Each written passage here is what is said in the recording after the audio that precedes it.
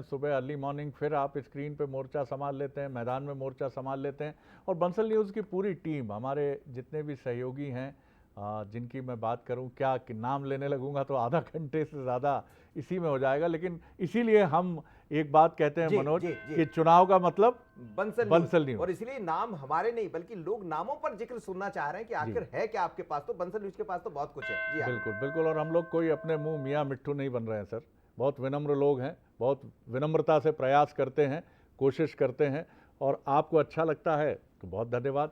तो बिल्कुल सही है। तो आज का दिन, रविवार का दिन, नवरात्रि का पहला दिन, बहुत महत्वपूर्ण दिन, और जिसका इंतजार था कि कांग्रेस अपनी सूची जारी करेगी। तो 144 प्रत्याशियों की सूची आप देख रहे हैं। बुदनी से ये खूबसूरत नौजवान जो है ये अभिनेता है, फिल्म इंडस्ट्री से आया है, विक्रम मस्ताल नाम है इनका, और धारावाहिक रामायण में हनुमान जी का किरदार और कुछ ओटीटी कंटेंट और कुछ फिल्मों में काम किया।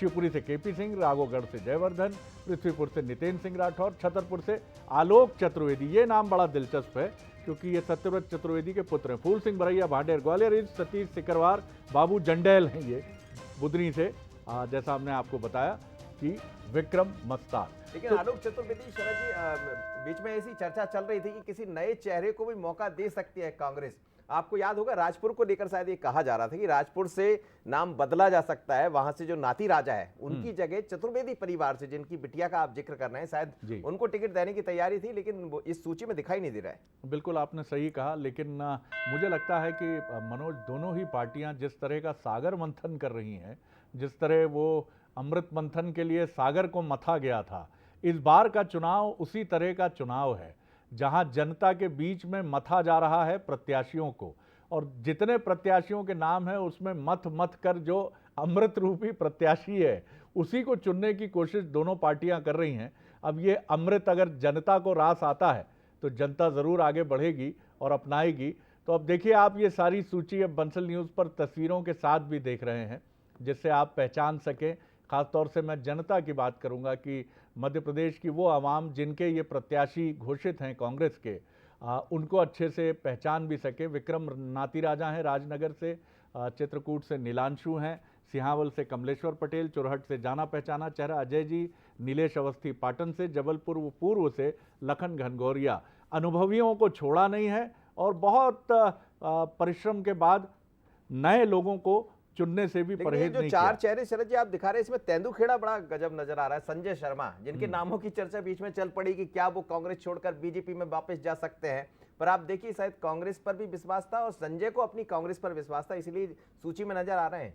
बिल्कुल आपने ठीक कहा। देखिए, इस बार कमलनाथ जी ने बहुत होमवर्क किया है। जैसा हमारा ये चुनावी घंटा बज रहा है उसी तरह का घंटा उनके दिमाग में जब से उन्होंने सत्ता गंवाई है, ये घंटा उनके दिमाग में गूंजता रहता है कि कमलनाथ जी इस बार सावधान रहना है, कोई चूक नहीं करना, प्रत्याशियों के, बड़े नेताओं के सबके संपर्क में रहिए, सबसे बात करिए, सबसे चर्चा करिए, सबका मन टटोलिए, सबके मस्तिष्क तक पहुंचिए, और इस बार वो चूक मत होने दीजिए जो पहले मध्य प्रदेश में हो गई। और इसीलिए शायद लगता है कि नंदा प्रजापति को आप देखिए टिकट नहीं दिया है। केपी सिंह की बात करते हैं तो उनको पिछोर से छोड़कर शिवपुरी पहुंचा दिया। तो मुझे लगता है एक एक सीट पर बहुत काम किया होगा कमलनाथ ने। और सुरजेवाला की बात करें या पूरी कांग्रेस की, बिल्कुल आपने सही कहा। देखिए मनोज, इस बार कमलनाथ जी ने एक ही मोर्चा संभाला। उन्होंने अपने घर को, जो उनका सरकारी निवास है भोपाल में, और पीसीसी कार्यालय को उन्होंने चिंतन मंथन की बैठकों में बदल दिया। कमलनाथ जी की शैली अलग तरह की है, वो चुपचाप बैठते हैं, देखते हैं, सर्वे की रिपोर्ट लेते हैं और सुनते हैं सबको। इस बार जो पिछली बार एक आरोप बीजेपी की तरफ से भी आया, चलो चलो चलो चलो करते हैं कमलनाथ जी तो सुनते नहीं हैं, लेकिन ऐसा नहीं है। जो अंदर खाने से हमें खबरें मिली कांग्रेस की तरफ से कि उन्होंने बहुत गंभीरता से सुना और ये भी समझा कि मैदानी स्थितियां क्या हैं। चलिए, प्रत्याशियों की बाइट भी हम आपको सुनवाते चलते हैं कि वो अपनी उम्मीदवारी को लेकर किस उम्मीद और किस संभावना से भरे हुए हैं। चलिए ये क्रम भी शुरू करते हैं, बातचीत तो जारी रहेगी ही, चुनावी घंटा बजता रहेगा। देखिए, एक तरफ धन बल और गुंडों का चुनाव है और गुंडे हैं, और एक तरफ समाज सेवी और बेटा है। ये चुनाव बेटे का है, वो समाज सेवी का चुनाव है, जिसने समाज की सेवा करी है, हमारे भगवान की सेवा करी है, ये उसका चुनाव है। एक तरफ धन बल है और गुंडे हैं। अच्छा है, स्वागत करता हूँ। मेरे ख्याल 44 में नहीं जीत पाएंगे इसमें, बड़ी मुश्किल से। सब फ्यूज बल्ब हैं। मैं कांग्रेस के शीर्ष नेतृत्व का आभार व्यक्त करता हूं कि मुझ जैसे कार्यकर्ता को कांग्रेस पार्टी ने विधायक पद का उम्मीदवार बनाया है। मध्य प्रदेश कांग्रेस कमेटी के अध्यक्ष कमलनाथ जी, आदरणीय दिग्विजय सिंह जी, आदरणीय सुरेश पचौरी जी का मैं हृदय से धन्यवाद देता हूं कि जिन्होंने मुझ जैसे कार्यकर्ता को कांग्रेस पार्टी का अधिकृत उम्मीदवार नरेला विधानसभा से बनाया है। ये एक कार्यकर्ता का सम्मान है जो मुझे पहली लिस्ट में मेरा नाम आया है, और मैं जो सम्मान पार्टी ने मुझे दिया है उस पर मैं खरा उतरने का प्रयास करूंगा। बड़ी देर कर दी हुजूर आते आते, पर यह बात भी सही है कि जब बोली फाइनल होगी जभी तो कांग्रेस की लिस्ट आएगी। ये लिस्ट पूरी तरह से डिफंक है। भारतीय जनता पार्टी प्रचंड बहुमत से मध्य प्रदेश में सरकार बनाने वाली है। देखिए, आप कांग्रेस की लिस्ट का केवल एक क्राइटेरिया है कि जिसने ज़्यादा बोली लगाई उसको टिकट मिला है। वो कांग्रेसी जो सालों से मेहनत कर रहे हैं उनको टिकट नहीं मिला। जिसने बोली लगाई वो तो बोली थी, दरबार था। चलिए, तो ये प्रतिक्रियाएं हैं लगातार, मनोज एक के बाद एक रिएक्शंस भी बड़ी देर की मेहरबान आते आते। लेकिन बड़े दिलचस्प आप देख रहे हैं, आप एक कैलाश विजयवर्गीय कुछ कह रहे थे तो उसकी जगह वो कह रहे हैं कि गुंडों को आप मौका दे रहे हैं। मतलब आने वाला जो चुनाव है और तस्वीरें जो दिख रही, जैसे मनोज शुक्ला यदि आ रहे हैं विश्वास सारंग के साथ, तो शरद जी बिल्कुल निश्चित रूप से बहुत अलग तरह की एक प्रक्रिया अपनाई है कांग्रेस ने। जी, आप बिल्कुल सही है। चलिए, अब हम अपनी सहयोगी संस्कृति की तरफ चलते हैं जो इंतजार कर रही हैं। बड़ा चुनाव, बड़ी बातें, संस्कृति क्या है आपके पास, क्या हमें बताने जा रही हैं? जी, बहुत शुक्रिया सर।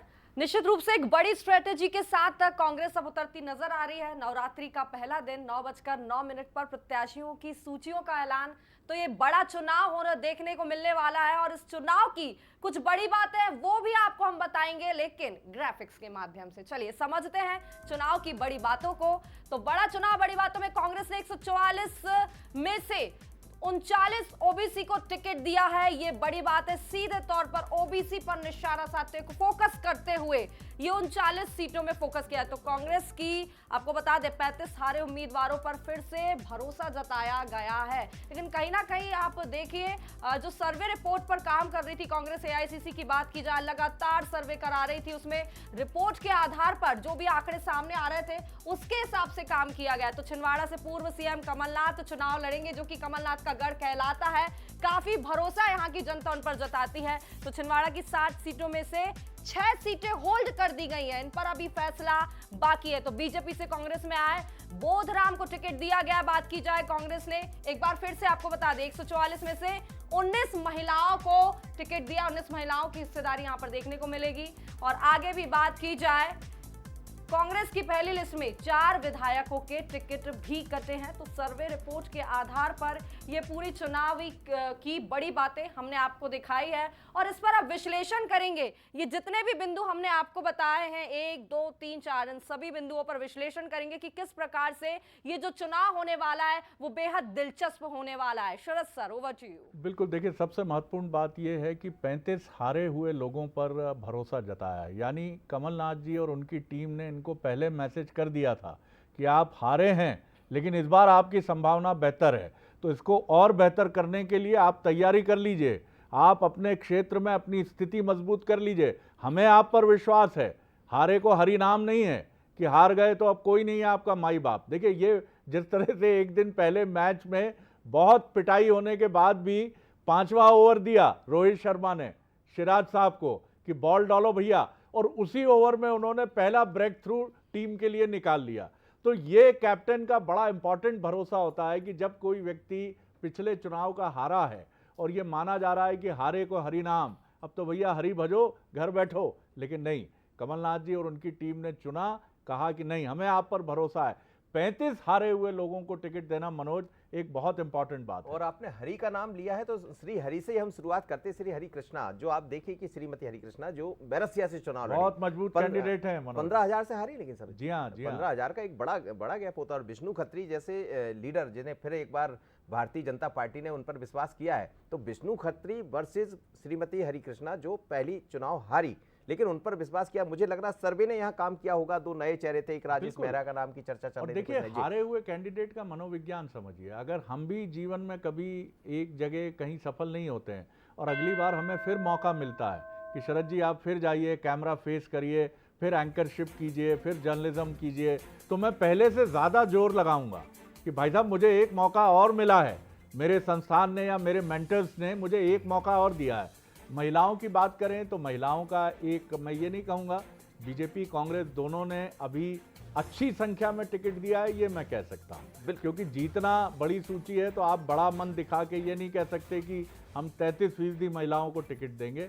इस समय जीतना मजबूरी है और ये सबसे बड़ी चीज़ है। और महिलाओं को टिकट देने का अर्थ ये भी है क्योंकि महिलाएं अभी तमाम हम दावे कर लें, लेकिन राजनीति में उनका जो प्रतिशत है, और ख़ासतौर से ऐसी महिलाओं का जो आगे बढ़ेगा निश्चित तौर पर 33% जो आरक्षण की बात हुई है, लेकिन अभी वो हालात नहीं है। तो महिला प्रत्याशी को ढूंढना भी दोनों पार्टियों के लिए एक चुनौती है। फिर भी मैं इसको कहूँगा कि पर्याप्त संख्या में महिलाओं को टिकट बीजेपी ने भी दिया है और कांग्रेस ने भी दिया है। दूसरी महत्वपूर्ण बात यह है कि आपने अपने 4 लोगों के टिकट काटे हैं। इसका मतलब है कि आप ये मानते हैं कि कहीं ना कहीं आपके जितने एग्जिस्टिंग विधायक हैं उनका दमखम अच्छा है, उन पर आप भरोसा लेकर चलते हैं, बहुत अच्छे से आप उनकी बात करते हैं और उनके बारे में आप ये कहते हैं कि नहीं भैया आप बहुत अच्छा कर रहे हो और अच्छा करने की ज़रूरत है। इस बार मनोज एक महत्वपूर्ण बात ये भी है कि तमाम जो चीज़ें रही हैं उन चीज़ों में ये महत्वपूर्ण बात है कि 100 प्रत्याशियों को इनमें से करीब करीब ऐसी चर्चा है कि कमलनाथ जी और उनकी टीम पहले ही सूचित कर चुकी थी और इन 100 प्रत्याशियों में से 144 में से कईयों को चुनाव की सामग्री भी पहले भेज दी गई थी जी। तो लिस्ट भले ही देर से आई है, लेकिन कहा यह जा रहा है कि प्रत्याशियों को बता जरूर दिया गया था पहले 100 के करीब प्रत्याशियों को कि आप ही प्रत्याशी होंगे। ये अच्छी स्ट्रेटजी थी। बिल्कुल निश्चित रूप से। और आप देखिए 40 नए चेहरे इसमें दिखाई दे रहे हैं। 40 नए चेहरे यानी इनको जरूर नहीं बताया गया होगा, लेकिन पुराने चेहरे आप जिसका जिक्र कर रहे हैं 100 के लगभग, तो आज की जो सूची है वो 144 लोगों की है। तो मुझे लगता है 100 को पहले बता दिया गया होगा। 40 नए चेहरे कांग्रेस लेकर आई है और 35 जो कह रहे हैं इनमें से 35 वो उम्मीदवार भी है नए चेहरे में जो हारे हैं चुनाव, लेकिन उन पर दांव लगाया कांग्रेस ने, कहीं विश्वास किया, जिसका जिक्र आप शुरू में कर रहे थे। तो इसके बीच में ये भी दिखाई देता, देखिए महिला उम्मीदवार की हम बात करते, जैसे माया त्रिवेदी यदि उज्जैन से दिखाई दे रही है तो माया राजेश त्रिवेदी एक ऐसा चेहरा है, पिछली बार आपको याद होगा जब टिकट नहीं मिला तो नाराज हो गई और ये भी कहा गया कि पार्टी उन्होंने छोड़ दी, और लेकिन इसके बाद भी विश्वास किया कमलनाथ ने कि ठीक है पिछली बार हमसे गलती हुई थी, इस बार हम अपनी गलती सुधारते हैं और आप अपनी गलतियों को ठीक करके आगे बढ़िए। तो मुझे लगता है बहुत चुनौती। केपी सिंह जिनका जिक्र कर रहे हैं, शिवपुरी की बड़ी चर्चा इन दिनों चल रही है। शिवपुरी से यशोधरा राजे ने ये कहा है शरद जी कि वो चुनाव नहीं लड़ेंगी। तो अब हमें लगता है कि भारतीय जनता पार्टी की सूची का भी इंतजार करना चाहिए, केपी के सामने कौन होंगे। देखिए, और सबसे महत्वपूर्ण बात है कि भारतीय जनता पार्टी ने वहाँ से जो एक ताकतवर कैंडिडेट हटी हैं यशोधरा जी, तो कांग्रेस ने तुरंत उसको कैपिटलाइज करने की कोशिश की है कि इस सीट पर अब हम पकड़ अपनी बना सकते हैं। तो उन्होंने एक ताकतवर नेता अपनी पार्टी का केपी सिंह को वहां पहुंचा दिया कि इस सीट पे अब हमारी जीत की संभावना बन सकती है, तो हम क्यों ना चांस लें और अपने एक ताकतवर नेता को उतारें। देखिए, ये एक अच्छी कैप्टेंसी का प्रतीक है कि आप अच्छे ढंग से सोचते हैं कि चलिए साहब अगर ये मौका हमको मिला है तो हम एक 50 वर्ष की उम्र से कम करीब 65 लोग हैं, तो आप कह सकते हैं कि सूची में आमतौर पर करीब 40% से अधिक लोग जो हैं उनको राजनीति में तो 60 से कम के भी युवा माने जाते हैं मनोज जी।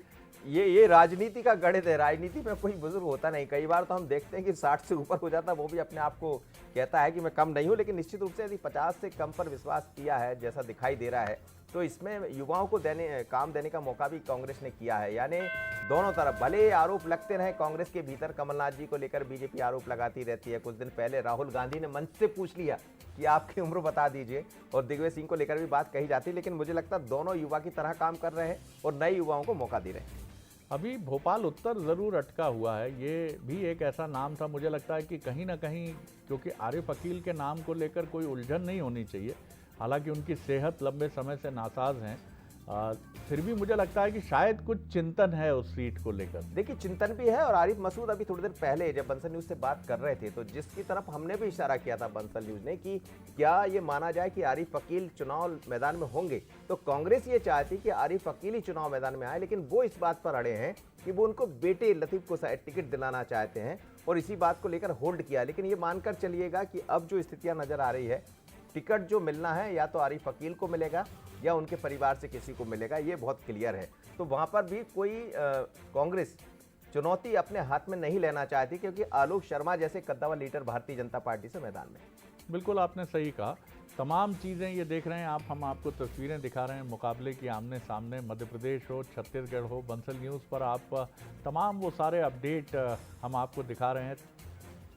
चलिए अब हम एक और महत्वपूर्ण एंगल की बात करेंगे, और ये एंगल है कि कांग्रेस और बीजेपी दोनों की लिस्ट में हमने देखा एक ज्योतिष का एंगल नजर आया है।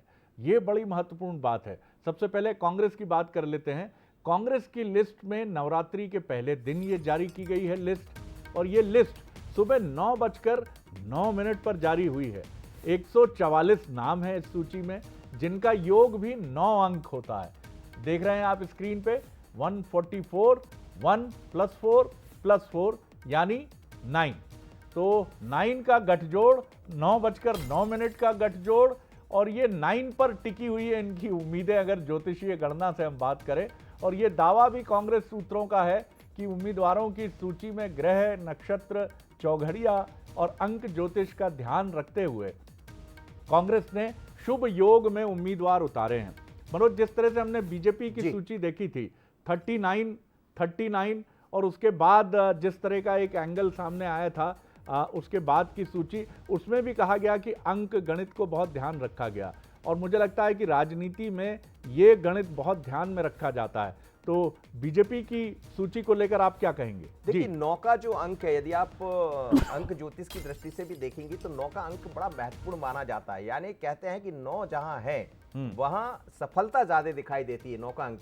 और इसीलिए आप जब आप इंदौर में बात करेंगे तो सबसे ज्यादा जो रजिस्ट्रेशन होते हैं वो MP09 के होते हैं। इसीलिए होते हैं क्योंकि 9 का बड़ा महत्व है। मध्य प्रदेश में सबसे ज्यादा रजिस्ट्रेशन की वजह भी वही बनते हैं, और फिर उसमें भी 9 करके लोग अंक लेना चाहते हैं। तो 9 के अंक का बड़ा ज्योतिषीय दृष्टि से बड़ा महत्वपूर्ण है। और ये भी मैंने बीजेपी की पहली सूची को लेकर जब मेरी बात कुछ नेताओं से और कुछ ज्योतिषियों से भी हुई, तो उनका कहना था कि भाजपा जो है उसने 39, 1 और 57 यानी विषम संख्या में सूची जारी की है। राजस्थान की जो सूची जारी की वो भी 41 की थी। तो बीजेपी ये मानती है कि विषम अंक के सहारे बेहतरीन प्रदर्शन मिलता है, इसीलिए सम संख्या में सूची जारी नहीं हुई। आप देखेंगे 39, 1 और 57, 57। और राजस्थान की जो सूची थी वो भी 41 की थी। छत्तीसगढ़ की भी मेरे ख्याल से जो सूची थी बीजेपी की वो विषम संख्या की ही थी। तो कुल मिलाकर ये अंक गणना का जो गणित है इसको हम समझने की भी कोशिश करेंगे। हमारे साथ जो मेहमान जुड़ रहे हैं मैं जान लेता हूं कौन है वो। जी, अभी हमारे साथ जुड़ेंगे। एक तो हम किसी विद्वान ज्योतिष से जरूर समझना चाहेंगे कि विषम अंक, जैसे बीजेपी की हम बात कर रहे थे कि 39 और उसके बाद 1 और 57, तो ये विषम संख्या, तो इस विषम संख्या के साथ आगे बढ़ने की कोशिश बीजेपी कर रही है। और ये 9 के गणित के साथ, जिसको आप भी बता रहे थे कि 9 का अंक एक बेहतर अंक माना जाता है, तो ये चीज़ मानी जा रही। तो देखिए ये तमाम चीज़ें भी बड़ा काम करती हैं। और मैं एक बार कहीं पढ़ रहा था मनोज, मुंबई में कॉरपोरेट सेक्टर में नौकरी देने के पहले, खासतौर से जो एग्जीक्यूटिव लेवल के पद होते हैं वहाँ एम्प्लॉय की कुंडली भी मंगाई जाती है कॉरपोरेट। बिल्कुल। और मुझे लगता है कि वो जो चलिए ज्योतिष हमारे साथ जुड़ गए इस वक्त हमारे साथ जी पंडित मनीष शर्मा जी उज्जैन से जुड़ गए हैं। और 2 राजनीतिक मेहमान भी हैं। राजीव सिंह जी हैं जो कांग्रेस के सीनियर लीडर हैं और कार्यालय के बहुत दायित्व संभालने वाले एक ओहदेदार भी हैं। और रजनीश अग्रवाल जी हैं जो भी प्रदेश पदाधिकारी हैं बीजेपी के, उन दोनों का प्रदेश मंत्री हैं। बहुत स्वागत करता हूं। सबसे पहले मनीष जी, बहुत स्वागत आपका। नवरात्रि की शुभकामनाएं सभी को, तीनों मेहमानों को। हमें जरा समझाइए कि 9:09, 144 नाम जिनका योग भी 9 अंक होता है, 1 + 4 + 4 = 9। और इसके पहले बीजेपी की जो सूची है, बीजेपी की सूची है विषम अंकों की 39, 1 और 57 है मनोज जी, 57 जी। तो इसका भी मेरे ख्याल से शायद 23 अंक होता है विषम अंक। तो 9 वो भी होता है। जी हाँ, वो भी 9 ही होता है। कि किस तरह देखते हैं मनीष जी इसको? जी मनीष जी, पंडित जी। अंक शास्त्र में और जी। ज्योतिष शास्त्र में जी 9 का अंक इसलिए महत्वपूर्ण होता है जी क्योंकि जो राशि चक्र है जी उन सबका कुल टोटल 9 होता है। जी हाँ जैसे 27 नक्षत्र और उनके 4 चरण, जी 27 चौक 108, जी उनका जोड़ होगा 9, जी है ना। राशि चक्र जो है वो 360 डिग्री का होता है। जी 360 डिग्री का, जिसको ज्योतिषीय भाषा में भा चक्र बोलते हैं, जी तो 360 डिग्री के भा चक्र को जोड़ करेंगे तो भी 9 आएगा। जी 4 नवरात्रियां होती हैं एक वर्ष में, 2 जी। गुप्त और 2 प्रकट। जी ये भी 9 रात्रियां होती हैं जिनको देवी पूजन या शक्ति पूजन जी कहा जाता है। तो शक्ति की आराधना 9 दिन और शक्ति प्राप्त करने के लिए जी ये 9 का अंक बहुत ही महत्वपूर्ण होता है। जी। और बीजेपी की जो है वो बात करें कि 39 फिर 57 प्लस और एक 1 वन, जी। 1 फिर 57, यानी ये करीब 23 होता है। 5 का अंक आ रहा है। जी तो 5 का अंक इसके स्वामी सूर्य, यानी तो जी। 5वीं राशि जो होती है सूर्य से संबंधित है। जी तो सूर्य भी पावर मतलब राजा ग्रह होता है। जी तो 5 का अंक और 9 का अंक, 1 का अंक, जी। ये सब जो हैं ये राजनीति से प्रेरित हैं और इन राजनीति में शक्ति प्राप्त करने के लिए सूर्य और मंगल, जी इन दोनों का पावर लेना जी। बहुत ही आवश्यक होता है। जितने भी नेता हैं जो जी। राजनीति में हैं या अफसर हैं बड़े, जिनको भी सरकारी लाभ प्राप्त है, जी उन सब की जन्म कुंडलियों में मैंने देखा है जी सूर्य और मंगल, जी ये दोनों बहुत ही शक्तिशाली स्थिति में होते हैं। जी तभी वो लोग इस स्तर पे पहुंच पाते हैं। जी हाँ जी हाँ और 9 का अंक जो है वो 9वीं राशि जो धनु होती है उसके स्वामी हैं गुरु। जी तो मैक्सिमम जो मेरे विधायकों को मिले टिकट, जी उन सबको गुरु की महादशा है। जी जी जी अच्छा जी जी जी तो 9 का अंक इसलिए महत्वपूर्ण है और सूर्य मंगल यानी 5वां अंक और 1 अंक, जी ये राजनीति के लिए बहुत ही सफलता तो दिलाने एक सवाल वाले बनता है अंक हैं। शरद जी, यदि 5 भी देख रहे हैं और 9 भी देख रहे हैं पंडित जी, तो 9 बेहतर है या 5 बेहतर है? मैं नहीं किसी की धड़कनें बढ़ाना चाहता हूँ, लेकिन चूंकि दर्शक तो सुनना चाह रहे हैं। मैं इसमें 3 जी। दिसंबर तक टाई रखना चाहूंगा जी, जी। और पंडित जी से ये सवाल करना चाहूंगा कि पंडित जी, कर्म प्रधान है जग। ये कहा जाता है कि प्रारब्ध पर आप अगर सात्विक भाव से बहुत सकारात्मक कर्म करते हैं तो हाथ की लकीरों में या कुंडली में जो नहीं है वो भी प्राप्त होता है। क्या ये सत्य है? देखिए, तुलसीदास जी लिख के गए हैं कि कर्म प्रधान ईश्वर अच्छी राखा, जी जो जैसे करहीं तो तस फल चाखा। जी जी तो कर्म प्रधान तो है ही, जी लेकिन अपनी योग्यता से, अपनी मेहनत से आदमी कर्म करके अपने भाग्य को भी बदल सकता है। वाह वाह वाह, आपने सब कुछ कह दिया, सब कुछ कह दिया। मैं बहुत आपको धन्यवाद देता हूं। बड़ी संतुलित और सम्यक प्रतिक्रिया रही आपकी और विद्वता आपकी स्पष्ट रूप से परिलक्षित होती है। तो व्यक्ति अगर अपने, जैसा बाबा तुलसी का उदाहरण दिया पंडित जी ने, कि आप अगर सात्विक कर्म से, श्रेष्ठ कर्म से प्रवृत्त होकर आगे बढ़ते हैं तो आप अपने भाग्य से भी अधिक प्राप्त कर सकते हैं। राजीव जी, लेकिन कांग्रेस शरद के जी, मुझे लग रहा है लीडर- बहुत बड़ी खबर हमारे सामने है। दोनों मेहमान यदि निवेदन करें, रजनीश जी और राजीव जी बने रहे 30 सेकंड के जी, लिए, तो एक जी। बड़ी खबर दिखाई दे रही जी, है इस जी। वक्त। अजय सिंह यादव ने, यानी झटके लगना शुरू हो गया, अजय सिंह यादव ने इस्तीफा दे दिया है प्रदेश मीडिया उपाध्यक्ष पद से। इस वक्त की बड़ी खबर कांग्रेस से आ रही है। पीसीसी डेलीगेट्स पद से भी उन्होंने त्यागपत्र दिया है। टिकट नहीं मिलने से नाराज बताए जा रहे हैं और कुछ दिनों से हम सुन रहे थे कि वो भी काफी मेहनत कर रहे थे। कई बार हमसे भी बात हुई है, तो क्या यही वजह बना होगा? ये समझेंगे, आप समझिएगा राजीव सिंह जी। बिल्कुल, लेकिन ये प्रक्रिया चलेगी जिसकी हम एक दिन पहले भी बात कर रहे थे कि और कितने नारायण, ये क्रम चल रहा है। नारायण जी, केदार जी न्याय यात्रा निकाल रहे हैं, नारायण त्रिपाठी जी इस्तीफा दे चुके हैं और तमाम अन्य लोग भी हैं। आप अनूप मिश्रा जी जो हैं वो भी ताल ठोक रहे हैं। तो मुझे लगता है ये क्रम चलेगा राजनीति में और इसको इसी रूप में देखा और समझा जाना चाहिए। लेकिन एक बड़ी घटना है। राजीव जी, पहले एक छोटी रिएक्शन इस पर, फिर उसके बाद मैं जो मुख्य मुद्दा था उसकी तरफ आता हूं। ये भी मुख्य मुद्दा ही है। अजय जी, अजय सिंह यादव नाराज हैं, जी जी देखिए शरद जी, अजय यादव हमारे साथी हैं, जी। हमारे साथ मीडिया में काम कर रहे हैं हम्म, और निश्चित रूप से वो भी टिकट मांग रहे थे। उनकी भी इच्छा थी कि वो खड़गपुर से चुनाव लड़ें। उनका नाम भी सर्वे में था, लेकिन पार्टी ने जो निर्णय लिया है, मुझे लगता है कि ये उनकी पहली प्रतिक्रिया आई है, लेकिन हम वरिष्ठ नेताओं से बातचीत के बाद निश्चित रूप से उनका जो गुस्सा है वो शांत हो जाएगा। वो बहुत कांग्रेस के वफादार हमारे साथी हैं जी और अगर टिकट कटने पे कुछ प्रतिक्रिया होती है। और शरद जी, मैं आपको बताना चाहूं कि जो आप 9:09 कह रहे हैं, जी मैं आज ये सही है कि 9 बजे नवरात्रि में 9 बजे सुबह घोषणा हुई है हमारी लिस्ट की। मेरे पास सुबह 9 बजे एआईसीसी द्वारा लिस्ट भेजी गई थी और उसी समय मीडिया को हमने जारी करी है। जी निश्चित रूप से आप तक पहुंचने में उसको 9:09 हो गया होगा, लेकिन डॉट जी। 9 बजे नवरात्रि में कमलनाथ जी ने जी वहाँ पे दिल्ली एआईसीसी से घोषणा करवाई है इसकी। जी और तो हम ये- मानते हैं ये- जिस तरह से भारतीय जी। जनता पार्टी हिंदुत्व का अपना चोला ओढ़े काम करती है, लेकिन पितृपक्ष में जिस तरह से उन लोगों ने अपनी लिस्टें घोषित करी, उसको एक सामान्य व्यक्ति ने अच्छे ढंग से नहीं लिया है। वहीं कमलनाथ जी ने बहुत पहले हमारी लिस्टें बहुत पहले फाइनल हो गई थी। ये निश्चित रूप से मीटिंगें हमारी लगातार चल रही हैं, लेकिन जो सूची शॉर्ट लिस्ट होना थी वो काफी पहले हम लोग कमलनाथ जी और स्क्रीनिंग कमेटी, उसके बाद सीईसी ने फाइनल कर ली थी।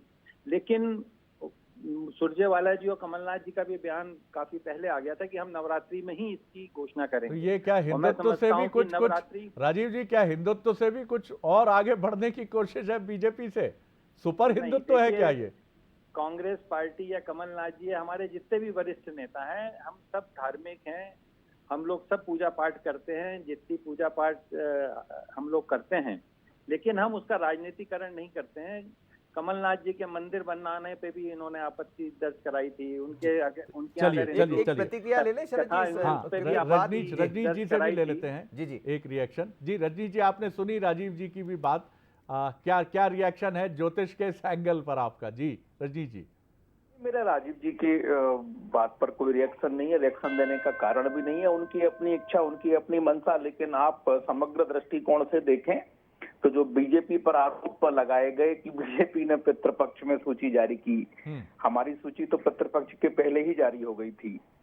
जारी काम जारी रहा और उसको कहीं कोई ज्योतिष मना नहीं करता है। जी दूसरी बात, ज्योतिष का जो राजनीति में है, तो मैंने तो आपके चैनल पर भी आपसे चर्चा करते समय भी कहा है और फिर दोहराता हूँ।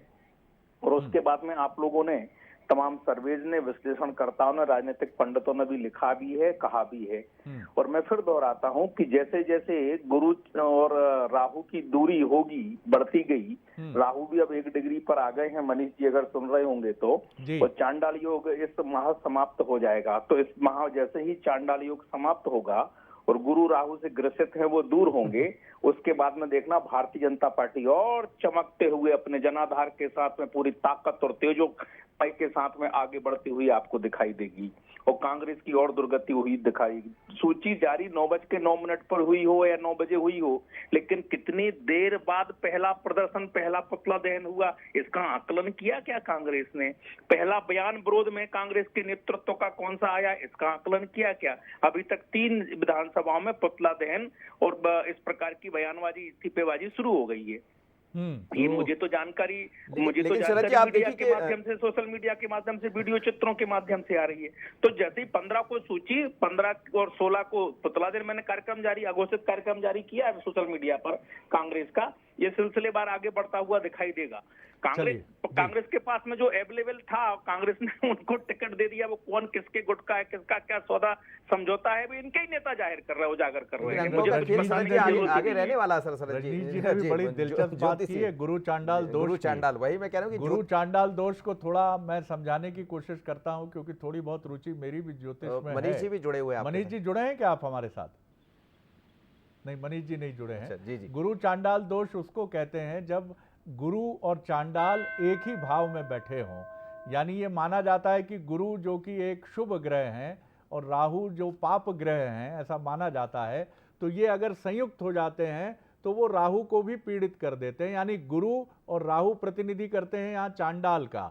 तो गुरु चांडाल दोष जो है कई चुनौतियां पैदा करता है। ऐसा माना जाता है कि जिसके भी कुंडली में गुरु चांडाल दोष होता है वो कई चुनौतियों का सामना करता है, अपयश लग सकते हैं। लेकिन गुरु के लिए ये भी कहा जाता है शरद जी कि गुरु सबसे पावरफुल है, मतलब जहां जी, गुरु जी। जिसका प्रबल होगा वो वहां बाकी ग्रह थोड़े से यदि नीचे भी होते हैं या जैसे लेकिन चांडाल- ये जी, दोनों जी, अगर साथ में होंगे जी तो गुरु की शक्ति को राहु न्यूनतम कर देता है जी और वहां गुरु अपने उस स्वरूप में सामने नहीं आ पाता है जिस स्वरूप में वो कुंडली के स्वतंत्र भाव में जब वो रहता है तब वो ऐसा ज्योतिष मानता है। जी, मैं जी, नहीं कहता जी। कि ना मैं ज्योतिष हूं, लेकिन मैंने इसके बारे में जरूर थोड़ा बहुत मुझे पढ़ा लगता है है। लेकिन राजीव सिंह से इस पर प्रतिक्रिया ले चलिए, लेना बहुत चाहिए, क्योंकि धन्यवाद, गुरु चांडाल बहुत योग- धन्यवाद हमारे दोनों राजनीतिक मित्रों का। चलिए, तो एक और हम आपको बता रहे हैं कि ब्रेकिंग जो मिल रही है हमको कि कांग्रेस में गुट नहीं, सर्वे ही किंग, ये दावा सामने आया है। कांग्रेस में कोई गुट नहीं, सर्वे ही किंग है। कांग्रेस की पहली सूची में 144 नाम है। इस बार गुट नहीं, सर्वे पर भरोसा। जिताऊ उम्मीदवारों को दिया टिकट, क्षत्रपों का कोटा नहीं, जीत का भरोसा बना है वजह। दिग्गजों पर कांग्रेस ने जताया है भरोसा, बाहर से आए नेताओं को भी सर्वे के बाद टिकट। विपक्षी बागियों की आस में कई सीटों को किया गया है होल्ड, यानी उनके बारे में निर्णय लिया जाएगा बाद में। तो ये वो रणनीति है जो बंसल न्यूज आपके सामने रख रहा है। आशीष अग्रवाल जी हमारे साथ जुड़ गए हैं, जो प्रदेश संवाद प्रमुख हैं बीजेपी के, एक संवेदी राजनेता की छवि है उनकी। आशीष जी, एक प्रतिक्रिया बनती है आपकी, जिस तरह की अभी आप ये भी सुन रहे होंगे ज्योतिषीय गणना भी, गुरु चांडाल पर मैं भी कुछ अधिक ही बोल गया जी, लेकिन 30 अक्टूबर को समापन होगा। बहरहाल पहली रिएक्शन आपकी सूची पर। जी जी, मुझे लग रहा है आवाज आशीष तक नहीं पहुंचे। आशीष जी आवाज देखिए, कांग्रेस की जो सूची है देर से तो आई पर दुरुस्त बिल्कुल नहीं आई। और इस कांग्रेस में है क्या, ये तो उत्कृष्ट नमूना है परिवारवाद का, भ्रष्टाचारियों का, दागदारों का और दिग्गीवाद का। हुआ ये कि अब दिग्विजय सिंह एंट्री स्पेशल बन गए हैं और दिग्विजय सिंह जी ने कमलनाथ जी को एकदम साइडलाइन करने की जो पटकथा रची थी उसका प्रमाण आपको दिख रहा है। सबसे पहले तो इस लिस्ट में आपको प्रमुखता से ऐसे लोग दिखते हैं जिन्होंने महिलाओं के लिए अभद्र बातें की, जिन्होंने आदिवासियों का सम्मान किया, जिन्होंने सनातन के विषयों पे गीता जी की पैरोडी बनाई हो, जिन्होंने विभिन्न विषयों पे जिनके अश्लील वीडियो आए हो, ऐसे तो सभी नेता इसमें अलंकृत कर रहे हैं इस लिस्ट को। और दूसरी ओर क्या दिख रहा है कि दिग्विजय सिंह जी ने अपने विभिन्न जितने भी वरिष्ठ नेतागण हैं उन सबको किनारे लगाने के लिए सबको साइड बिठा दिया है। और ये लिस्ट आई तो आई, पर कांग्रेस की जो सिर्फ फुटअव्वल है वो भी सबके सामने आई। अजय यादव जो इनके महत्वपूर्ण प्रवक्ता थे, उपाध्यक्ष थे, आज उन्हीं ने पिछड़े वर्ग की उपेक्षा का आरोप लगा दिया। उधर दतिया से मालूम पड़ा कि कांग्रेस के जो प्रत्याशी हैं उनके लिए विरोध शुरू हो गया। तो ये इतनी जल्दी जो इस लिस्ट के आने का रंग दिख रहा है वो कांग्रेस को मुबारक हो, पर विषय ये है कि जो एक साफ स्वच्छ छवि के, जो इस लोकतंत्र में जनता की अगुवाई करेंगे कांग्रेस की ओर से, ऐसे प्रतिनिधियों को देने में कांग्रेस का नेतृत्व असफल रहा है। तो आप ये मानते हैं कि कांग्रेस का नेतृत्व असफल रहा। भारतीय जनता पार्टी की जो सूची अब तक आई है, अब इंतज़ार है, जो हमारे पास खबर है आशीष जी, आपकी अपनी मर्यादा होगी, आप इस फोरम पर उस चीज़ को कितना कह सकेंगे, लेकिन हमारे पास जो खबर है कि सोमवार को ये सूची संभावित है और सोमवार को एक सूची भारतीय जनता पार्टी की आ सकती है। और मुकम्मल खबर ये है कि 25 अक्टूबर के पहले 230 सीटों पर भी नाम जो बहुत वल्नरेबल और बहुत क्रूशियल होंगी, उन कुछ सीटों को छोड़कर मुकम्मल सूची होगी। इस पर अगर आप कोई टिप्पणी करना चाहें। जी नहीं, देखिए, आपके निर्देशन में और नेतृत्व में बंसल न्यूज की खबरों को हम लोग भी खारिज नहीं कर सकते हैं। तो निश्चित ही अगर आप कह रहे हैं तो अभी मैं उस पर टिप्पणी नहीं करूंगा, पर भारतीय जनता पार्टी की जो अगली सूची है वो बहुत जल्दी प्रत्याशित है, आएगी, पूरे दम के साथ आएगी। और कांग्रेस के जो प्रभाव होते हैं वैसा कुछ भी नहीं होगा। भारतीय जनता पार्टी ने इस समय लीड ले रखी है, ना सिर्फ संगठन क्षमताओं में, अपनी बूथ विस्तार की पद्धति में, अपितु इस टिकट की घोषणा में भी हमारे 136 प्रत्याशी तो चुनाव आचार संहिता जिस दिन लगी उस दिन अपने क्षेत्रों में काम करने के लिए सक्रिय हो गए। हमारे यहाँ चुनाव कार्यालय खुलना शुरू हुए और कांग्रेस में सिर्फ टप्पल का खेल शुरू हुआ है। तो ये दोनों में अंतर है। भारतीय जनता पार्टी जो बचे हुए 94 सीट हैं उनमें बहुत जल्दी अपने प्रत्याशी घोषित करने वाली है, ताकि 100% सीटों पर 51% की जो एक लक्ष्य लेके भारतीय जनता पार्टी चल रही है उसमें हमारा बूथ स्तर तक का कार्यकर्ता सक्रियता से लग जाए। और ये जो आशीष जी, एक सवाल ये भी आप कह रहे थे कि कांग्रेस में सिर्फ फुटबॉल शुरू हो गई। कल आपके यहाँ भी एक बैठक चल रही थी सीएम हाउस में, और बैठक में शायद ये भी चर्चा का विषय रहा, जैसा आप कह रहे हैं, मनसे न्यूज पर विश्वास कीजिएगा, कि चर्चा ये हुई कि अनूप मिश्रा शायद थोड़े नाराज बताए जा रहे हैं, केदार शुक्ल थोड़े से नाराज बताए जा रहे हैं। तो ये सिर्फ फुटबॉल कांग्रेस में तो दिखाई दे रही, लेकिन भारतीय जनता पार्टी में भी चुनौती कम नहीं है।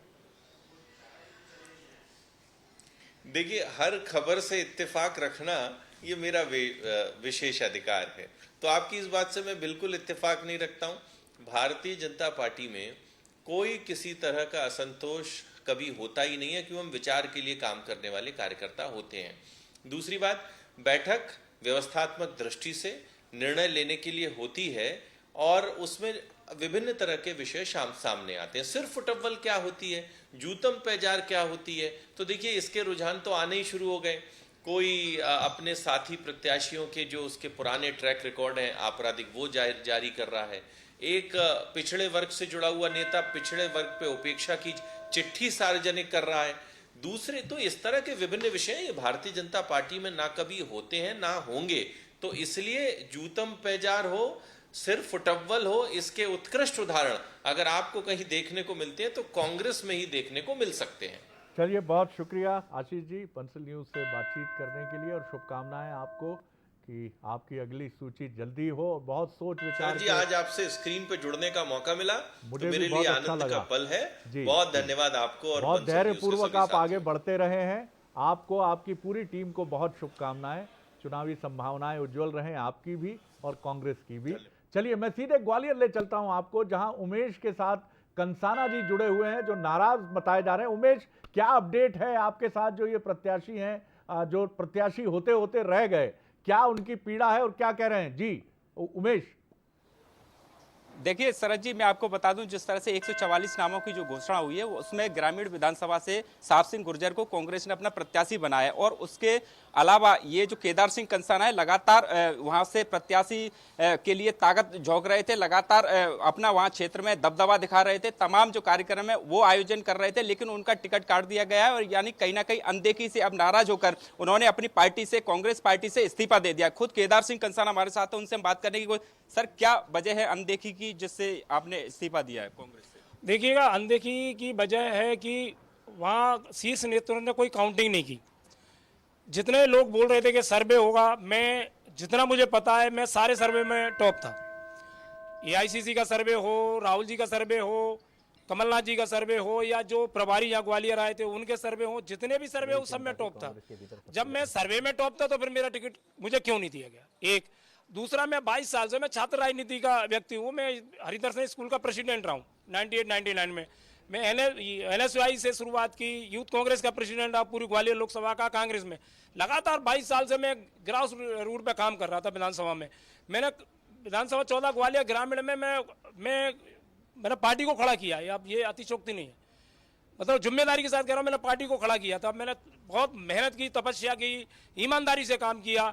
जब सिंधिया जी पार्टी छोड़ के गए उस समय भी हम लोग नहीं गए, हमारे पास बहुत प्रेशर था, हमारा नुकसान भी किया गया, हमारी मार्केट भी तोड़ी गई। क्या होगा? अनदेखी की गई है आपकी, अब क्या होगा? मैं चुनाव लड़ूंगा।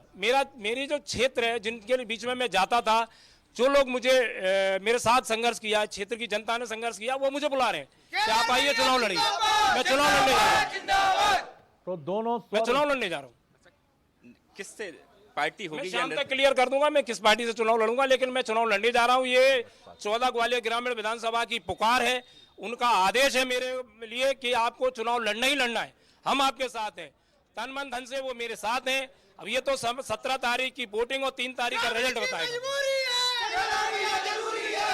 कितने कार्यकर्ता आपके साथ अभी कांग्रेस से? जो कार्यकर्ता, तो मैंने जो 25,000 की टीम बनाई थी, टीम केदार, वो सारे के सारे मेरे साथ हैं। उनकी भावनाएं मेरे साथ हैं, उनका समर्पण मेरे साथ है।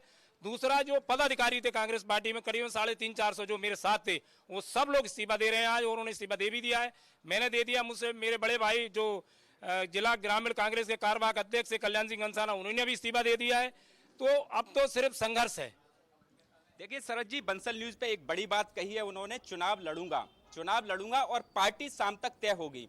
हो सकता है बीएसपी से टिकट लड़ें या निर्दलीय टिकट लड़ें, लेकिन चुनाव जरूर लड़ेंगे। और निश्चित तौर पर ही उनके साथ जो टीम थी वो भी उनके साथ आ गई है, यानी कांग्रेस से उनने भी इस्तीफा दे दिया। तो कुल मिलाकर अब जो बगावत के तेवर हैं वो कहीं ना कहीं देखने को मिल रहे हैं। जी बिल्कुल, बहुत महत्वपूर्ण अपडेट दिया उमेश, बहुत शुक्रिया आपका। तो केदार कंसाना आज शाम तक अपनी भावी रणनीति ग्वालियर ग्रामीण से विधानसभा सीट से घोषित कर देंगे, और संभावना यही है कि बीएसपी या एसपी के साथ वो जा सकते हैं, या हो सकता है निर्दलीय ताल ठोकें।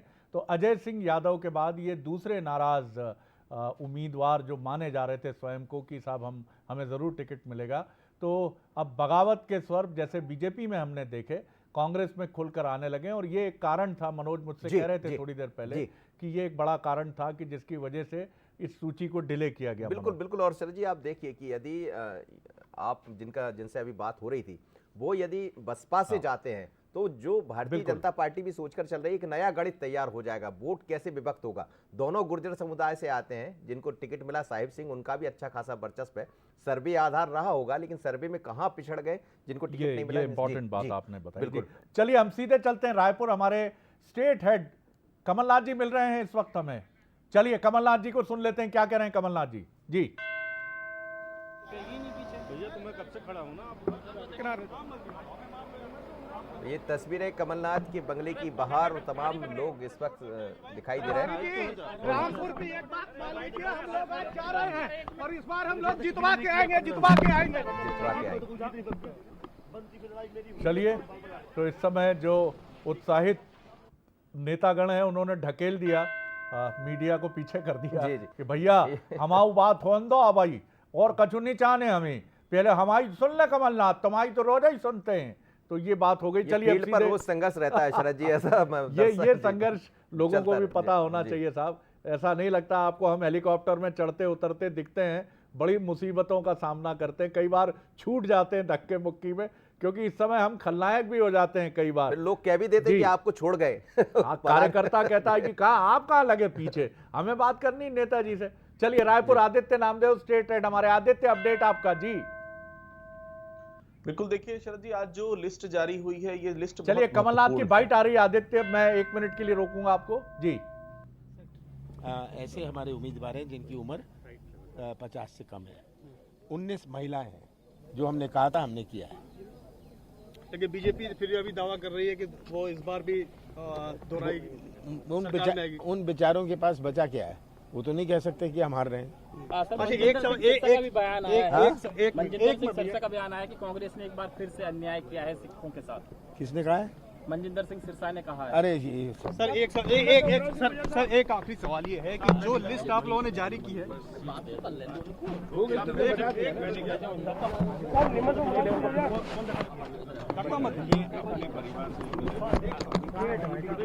भाई लग जाएगी चोट यार, ऐसे मत करो यार।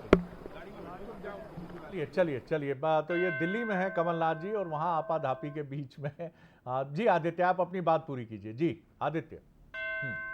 जी शरद जी, देखिए जो लिस्ट जारी हुई है बहुत महत्वपूर्ण हर लिहाज से है, चूंकि सिटिंग विधायकों का टिकट कटा है 8 विधायकों का। ये अपने आप में बड़ी बात है। जिस तरह से सामने आ रहा था कि पहली लिस्ट में बहुत ज्यादा विधायकों का टिकट काटेगी नहीं कांग्रेस, लेकिन आज जो लिस्ट सामने आई है वो कांग्रेस ने बहुत साफ कर दिया है कि जो आप सर्वे रिपोर्ट में जो चीजें सामने आई है वही सामने आएगी। राजनांदगांव बहुत महत्वपूर्ण पॉलिटिकल सीट है, डॉक्टर रमन सिंह वहां से चुनाव लड़ रहे हैं। ऐसे में गिरीश देवांगन को, रायपुर से गिरीश देवांगन को, खरोरा में रहते हैं वो, राजधानी रायपुर के नजदीक है, यहां से उनको गिरीश देवांगन को भेजा गया है राजनांदगांव रमन सिंह के खिलाफ लड़ाने के लिए। मुख्यमंत्री के बेहद विश्वास पात्र माने जाते हैं, 2018 से लेकर 2022 तक प्रदेश महामंत्री रहे हैं, और मुख्यमंत्री भूपेश बघेल के बेहद खास, उन्हें राजनांदगांव शिफ्ट किया गया। खुज्जी से विधायक छन्नी साहू का टिकट कटा है, ये अपने आप में बड़ी बात है। छन्नी साहू टीएस सिंहदेव की कट्टर समर्थक मानी जाती थी। जगदलपुर सीट अब तक डिक्लेयर कांग्रेस पार्टी नहीं कर पा रही है, क्योंकि वहां पर सिटिंग विधायक और राजीव शर्मा का पेच फंसा हुआ हो सकता है। इन दोनों के पेच में कोई तीसरा बाजी मार ले। जतिन जायसवाल का नाम बहुत तेजी से ऊपर आ रहा है,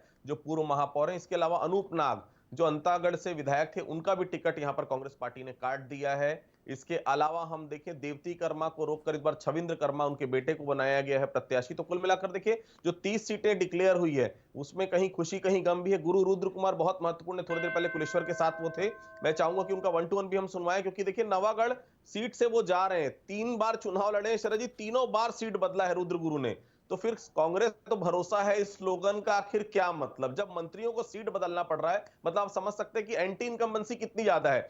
नवागढ़ में सिटिंग विधायक थे कांग्रेस के गुरदयाल बंजारे, उनका टिकट कांग्रेस ने काट दिया है और गुरु रुद्र कुमार को वहां पर शिफ्ट किया है। ये शाम तक हो सकता है खबर सामने आ जाए कि जो दयाल बंजारे जी हैं वो निर्दलीय प्रत्याशी के रूप में भी सामने आ सकते हैं। तो कुल मिलाकर बड़ा झटका कांग्रेस के लिए शाम तक हो सकता है, क्योंकि उनकी पैठ अच्छी है यहाँ पर, क्योंकि गुरु हैं ऐसी समाज के बड़े धर्म गुरु, और क्योंकि बालदास बीजेपी की तरफ शिफ्ट हो गए थे, इसलिए रुद्र कुमार को नाराज नहीं कर सकती थी कांग्रेस, इसलिए उन्होंने जहां से बोला वहां से ticket, Navagarh SC reserve seat है वहां से उनको भेज दिया गया। लेकिन टिकट दिया गया, पहले अभिवारा से लड़ते आए थे, हम शुरू से ही कह रहे थे कि नवागढ़ से इस समय मंत्री जी को टिकट मिलेगा, और आप देख सकते हैं कि ये इनका बंगला है, मंत्री जी खुद है, और लगातार जो इनके कार्यकर्ता है वो सुबह से ही बंगले पहुंच गए। जैसे ही सूचना मिली कि मंत्री जी का टिकट फाइनल हो गया है, तमाम कार्यकर्ता जो है पहुंच गए और खुशी देख रहे हैं, बयां कर रहा है कि नवागढ़ भले ही नया सीट हो लेकिन जीतेंगे मंत्री जी। सीधा हम बात करेंगे रुद्र गुरु जी, पहले तो आपको बधाई, आपका टिकट फाइनल हो गया, लेकिन सीट हालांकि चेंज हो गई, क्या कारण मानते हैं? पार्टी का अपना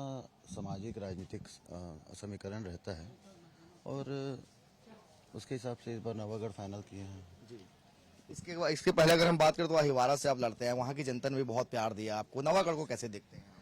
नवागढ़ हमारे लिए ना नई जगह नहीं है, क्योंकि सामाजिक जगत गुरु होने के नाते हमारा दौरा रहा है नवागढ़ विधानसभा क्षेत्र में, और ऐसे कई गांव हैं जहाँ पे तो हमने ना रात भी गुजारी है।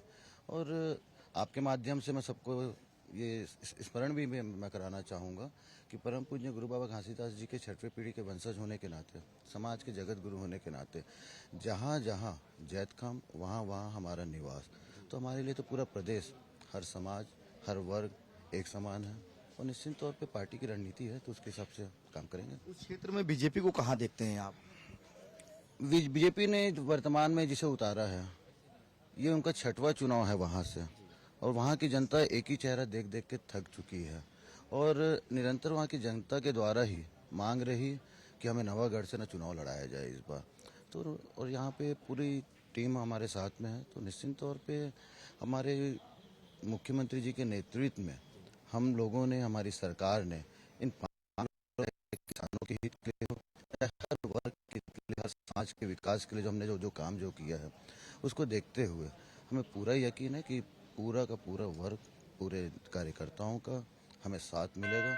नवागढ़ तो सबके सहयोग से जीतेंगे ही, साथ ही साथ इस बार 75+ से सरकार बनाएंगे। सरकार के एक जिम्मेदार मंत्री भी हैं आप, विधायक का चुनाव भी आप लड़ेंगे, मुद्दे क्या रहेंगे वहाँ? देखिए, प्रदेश स्तर के जो मुद्दे रहेंगे वो तो रहेंगे ही, उसके अलावा वहाँ के लोकल जो कार्यकर्ताओं के द्वारा जो मांग जो रहेगी वह हमारा प्रमुख मुद्दा रहेगा। अब जैसे कि पिछले बार जैसे कि हम अहिवारा में पार्टी के कहने पे जो हमने चुनाव लड़ा था, तो उस समय वहाँ पे डिमांड थी कि ना 2 तहसील खोला जाए, हमने वह खोला, एसडीएम कार्यालय खोला, साथ ही साथ हमारे मुख्यमंत्री जी की जो ड्रीम प्रोजेक्ट है कि हमारे बच्चे लोग फर्राटेदार अंग्रेजी बोलें, इंग्लिश सीखें, उसके लिए हमने हमारे पुराने विधानसभा में 1 नहीं 4 स्वामी आत्मानंद स्कूल हमने खोला। ऐसे रोड जो 20 साल से, चाहे बीएसपी के कारण हो या फिर पुराने विधायकों की न कमी के कारण हो, कि उन लोगों ने जो रोड नहीं बनवाए थे, ऐसे रोड भी हमने बनवाया। तो निश्चित तौर पे इस बार भी प्रॉपर नवागढ़ में जो हमारे कार्यकर्ताओं की जो मांग रहेगी वह हमारा विशेष तौर पर मुद्दा रहेगा उस क्षेत्र में, और उसी के अनुरूप हम वहाँ का विकास करेंगे। बल्कि हमारी तो मंशा ये रहेगी कि जब कोई छत्तीसगढ़ का नक्शा देखे तो उसमें सबसे विकसित नवागढ़ विधानसभा को पाए। गुरुदयाल सिंह थोड़े से नाराज हो गए, लेकिन मना लोगे उनको आप? सब कार्यकर्ताओं के साथ मिलकर चर्चा करेंगे, निश्चित तौर पे वो सिटिंग एमएलए रहे। अब जिस कारण से भी उनकी टिकट काटी गई, क्योंकि लंबे समय से नवागढ़ के सभी कार्यकर्ता यहाँ पे आके सीनियर लीडर्स से मिल के इनके द्वारा यह मांग किया जा रहा था कि इस बार हमें नवागढ़ से चुनाव लड़ाया जाए। तो कार्यकर्ताओं की मंशा के अनुरूप हमें यहाँ पे सीनियर लीडर्स लोगों ने भेजा है, और हम सब मिल के गुरुदयाल से बात करेंगे निश्चित तौर पर। ये माना जाए कि वहाँ पर जीत फिर से कांग्रेस की हो रही है? हमारी सरकार ने जो काम जो किया है मुख्यमंत्री जी के नेतृत्व में, उस पर हमें पूरा यकीन है। साथ ही साथ तो ये मंत्री महोदय हैं जो टिकट कटने के बाद भी प्रसन्न हैं, और टिकट कटने के बाद नहीं, शिफ्ट होने के बाद, माफ कीजिएगा, टिकट शिफ्ट किसी होने और के का बाद कटा भी है। जी। प्रसन्न है, क्योंकि आखिर टिकट तो बचा ही है। तो गुरु रुद्र जी को जो है अब अपने गुरुत्व को कायम रखते हुए नई सीट से भी, नवागढ़ है मनोज जी, ये नवागढ़, जी जी, तो अब इस सीट से भी अपनी प्रतिष्ठा को बरकरार रखते हुए आगे बढ़ना है। शुभकामनाएं तो दे ही सकते हैं। संस्कृति अब हमें बताएंगी हमारी सहयोगी कि छत्तीसगढ़ में ये जो सूची आई है, इस सूची की बड़ी बातें क्या है। तो ओवर टू यू संस्कृति। शुक्रिया शरद सर। तो जिस हिसाब से आप दोनों ही चर्चा कर रहे थे, काफ़ी गहन विश्लेषण था, मैं भी काफ़ी ध्यान से सुन रही थी चर्चा में, बिल्कुल मैं भी खो गई थी। लेकिन इस बीच आपको ये भी जानकारी दे दे, ग्राफिक्स के माध्यम से बता दे, जो 30 प्रत्याशियों की सूची सामने आई है उसमें हाईलाइटेड पॉइंट्स क्या है, क्या बड़ी बातें हैं, ग्राफिक्स के माध्यम से आपको समझा देते हैं तो समझने में ज़्यादा आसानी होगी। चलिए बात करें बड़ी बातों की, तो कांग्रेस की 30 उम्मीदवारों की सूची जारी है, जिसमें पाटन से सीएम भूपेश बघेल को टिकट मिला है। बात की जाए बीजेपी की, तो उनके साथ विजय बघेल उनके साथ यहां चुनावी मैदान में उतरेंगे आमने सामने। लिस्ट में 4 महिलाओं को भी शामिल किया गया है, हिस्सेदारी भागीदारी दी गई। तो प्रथम चरण के 20 सीटों में 19 सीटों की अगर बात की जाए तो एक सीट जगदलपुर पर अभी भी पेच फंसा हुआ है, मतलब इसमें अभी फैसला करना बाकी है। तो बात की जाए कांग्रेस की 30 उम्मीदवारों की सूची जो जारी हो चुकी है, 4 महिलाओं के नाम सामने आए हैं। जिस हिसाब से पहले भी बोला गया था कि कांग्रेस है अपनी पहली सूची में महिलाओं को भी भागीदारी देने वाली, और वही कुछ नजारा देखने को मिला है। तो किन किन विधायकों का टिकट कटा है वो भी आपको बता देते हैं। ये देखिए बड़ी स्क्रीन पर आपको बता रहे हैं, कांकेर से शिशुपाल शौरी, इनका जो है टिकट कटा है। दंतेवाड़ा से देवती कर्मा, चित्रकूट से राजमन बेंजाम, तो खुज्जी से छन्नी साहू। ये सीजी कांग्रेस में 8 एमएलए का टिकट कट आपको दिखा रहे हैं। अंतागढ़ से अनूप नाग, डोंगरगढ़ से भुवनेश्वर बघेल। और चलिए इसके बाद भाजपा का क्या रिएक्शन है ये भी आपको बता देते हैं। और कुछ प्रत्याशी सामने आए हैं। निश्चित रूप से मुकाबला भारतीय जनता पार्टी और कांग्रेस का ही होता है और सीधी लड़ाई है। भारतीय जनता पार्टी को चुनाव जीतना है, कांग्रेस के खिलाफ लड़ना है। प्रत्याशी कोई हो, गिरीश देवांगन आए या और कोई भी आए, कोई फर्क नहीं पड़ता। नवरात्रि के पहले दिन सूची जारी कर अपने आप को सनातन प्रेमी होने का जो ढोंग कांग्रेस पार्टी कर रही है, जिस प्रकार से कांग्रेस पार्टी को 8 अपने विधायकों की टिकट काटनी पड़ी है, ये बताता है कि कांग्रेस सरकार ने प्रदेश में जनता के लिए कुछ भी नहीं किया और उसका ठीकरा विधायकों पर भूपेश बघेल जी फोड़ने का काम कर रहे हैं। देर आए दुरुस्त आए। जनप्रतिनिधि के नाते जनता का प्रतिनिधित्व करेंगे कांग्रेस पार्टी ने। अब देखिए और बची हुई सूची कब आती है उसके इंतजार में कई लोग हैं। अब आने वाले समय चुनाव की वेला चालू हो गई है। 3 दिसंबर का उनका रिजल्ट भी आएगा और जनता क्या चाहती है वो सामने आ जाएगा। चलिए तो दोनों तरफ से बातें हो रही हैं। चलिए एक बार फिर आदित्य की तरफ मैं रुख करता हूं। आदित्य, पहली जो सूची थी भारतीय जनता पार्टी की अगर हम बात करें तो मनोज ये 41 की थी जी और ये जो है 30 की है कांग्रेस की जो सूची है। तो हमने मध्य प्रदेश में गणित की बात की तो छत्तीसगढ़ में तो 4+1 यानी 5 पर कायम है। 5 अंक को लेकर गुरु का अंक बता रहे थे पंडित जी मनोज, गुरु का अंक बता रहे थे 5 जी। तो राजनेताओं के लिए 5 और 9 बड़े महत्वपूर्ण माने जाते हैं। सूर्य का बड़ा विशेष महत्व होता है। और कांग्रेस 3 पर अभी है, शायद अगली सूची मिला के वो भी 9 पर खड़ी होगी। तो ये किस तरह आप देखते हैं 30 और 41, क्या कुछ इसके ज्योतिषीय एंगल को आप भी समझने की कोशिश आपने की, या हम प्रयास करें छत्तीसगढ़ के किसी विद्वान ज्योतिष को जोड़कर समझने का प्रयास करें? जी आदित्य। बिल्कुल, देखिए शरद जी, भारतीय जनता पार्टी ने अब तक 85 उम्मीदवारों की घोषणा कर दी है। 8, 5, 13 के हिसाब से 3 और 1 4 अंक है। और सबसे बड़ी बात है, देखिए आज रमन सिंह इतना क्यों मुस्कुरा रहे हैं? रमन सिंह का जन्मदिन है 15 अक्टूबर, नवरात्र का पहला दिन है। और देखिए बड़ा गिफ्ट है, गिरीश देवांगन राजनांदगांव से नहीं आते हैं, रायपुर से जाकर राजनांदगांव लड़ना, वो भी डॉक्टर रमन सिंह के साथ लड़ना, रमन सिंह के सामने लड़ना, ये देखिए अपने आप में बताने के लिए पर्याप्त है कि रमन सिंह का चेहरा देखकर आपको समझ में आ रहा है कि लोकल कोई उम्मीदवार होता ज्यादा टफ जाता, बाहरी उम्मीदवार को कितना राजनांदगांव की पब्लिक पसंद करेगी, ये देखने वाली बात होगी। दूसरी महत्वपूर्ण चीज देखिए, जो 8 विधायकों की टिकट कटी है, ये बहुत चौंकाने वाला नाम है। पंडरिया से ममता चंद्राकर का जिसका टिकट कटा, वो शुरू से ही लग रहा था कि ममता का टिकट कटेगा। बहुत ज्यादा कार्यकर्ताओं के बीच में विरोध था। शिशुपाल सोढ़ी IAS थे, नौकरी छोड़कर कांग्रेस में आए थे, पहली बार विधायक बने थे, उनका भी टिकट काट दिया। अनूप नाग TI होकर रिटायर हुए थे, पहली बार चुनाव जीते थे, उनका भी टिकट काट दिया गया। चित्रकूट से राजमन बंजाम का टिकट यहां पर काटा गया है, दीपक बैच को वहां पर एडजस्ट किया गया है। दंतेवाड़ा में छविंद्र कर्मा को, स्वर्गीय महेंद्र कर्मा के बेटे को एडजस्ट किया गया। और सबसे बड़ी बात है, खुज्जी विधानसभा की मैं फिर कहूंगा, छन्नी साहू का टिकट काटा गया, भोलाराम को सामने किया गया है। नवागढ़ की बात हम पहले भी कर चुके हैं कि निश्चित तौर पर बंजारे वहां से फिर से कहीं ना कहीं निर्दलीय प्रत्याशी के रूप में सामने आ सकते हैं। रुद्र गुरु की राह बिल्कुल आसान नहीं है, क्योंकि देखिए छत्तीसगढ़ में 2 धर्मगुरु रहते हैं ऐसी समाज के, एक बालदास और एक गुरु परिवार। बालदास पिछले 1 महीने से डेरा डाल के नवागढ़ में बैठे हैं ताकि रुद्र गुरु न जीत पाए। और वैसे भी वहां के जो विधायक हैं उनको टिकट नहीं मिला, मतलब बहुत साफ है वो कितना कांग्रेस पार्टी का और अपने प्रत्याशी का साथ देंगे ये तो भविष्य बताएगा। लेकिन हाँ, जो नजर आ रही है, रुद्र गुरु की सीट बिल्कुल आसान नहीं है। 3 बार चुनाव लड़े, तीनों बार उन्होंने अपनी सीट बदली है। मतलब साफ है, जहां भी चुनाव लड़ते हैं वहां पर उनके खिलाफ किस तरह से माहौल होता है, फिर उनको दूसरी बार दूसरी सीट पे जाना पड़ता है, इस बार तीसरी सीट पे वापस आए। सबसे बड़ी बात है, देखिए बस्तर का पेंच फंस गया है जगदलपुर में। जगदलपुर सामान्य सीट है, इसके पहले वहां पर विधायक रेखचंद जैन हुआ करते थे, उनकी टिकट कट रही, लेकिन राजीव शर्मा जो वहां के जिला अध्यक्ष है उनके बीच मामला फंसा हुआ है। हो सकता है जतिन जायसवाल, हो सकता है मलकीत सिंह गेंदू, ये 2 में से कोई भी एक प्रत्याशी जगदलपुर से सामने आ सकता है। पेंच फंसा हुआ है, बाकी जगह सब कुछ क्लियर है।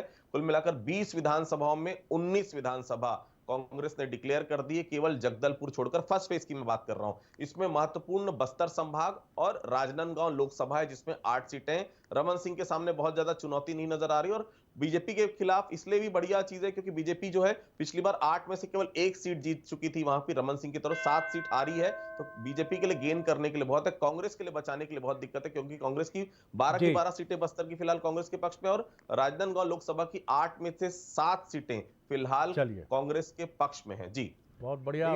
दो गुरुओं की लड़ाई हो रही, कौन सा गुरु, किसका गुरु प्रबल होगा, ये भी मैम जी किसका गुरु प्रबल होगा। बड़ी महत्वपूर्ण बात आपने की कि नवागढ़ जो है ये 2 गुरुओं की भिड़ंत का, और एक गुरु तीसरी बार नई सीट से मैदान में है और उनका पीछा कर रहे हैं गुरु बालदास। तो बालदास जी और रुद्र गुरु, 2 गुरुओं की भिड़ंत होगी।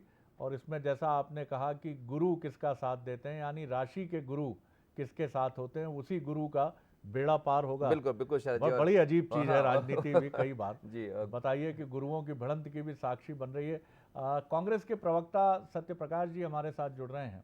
सत्यप्रकाश जी, 8 विधायकों के सिटिंग MLA के टिकट काटना ये बताता तो है कि एंटी इनकम्बेंसी को लेकर आप सजग हैं, लेकिन ये उनकी जगह जो रिप्लेसमेंट आपने दिए हैं, जाहिर है काफ़ी शोध अन्वेषण किया ही होगा, तो दावा करेंगे ही आप, मानते हैं कि ये जो 8 आपने दिए हैं, क्योंकि नवागढ़ में तो 2 गुरुओं की भिड़ंत हो रही है, और जैसा हमारे साथी स्टेट हेड बता रहे थे आदित्य नामदेव की बालदास जी तो 1 महीने से तैयारी कर रहे हैं, तो गुरु रुद्र की राह आसान नहीं है।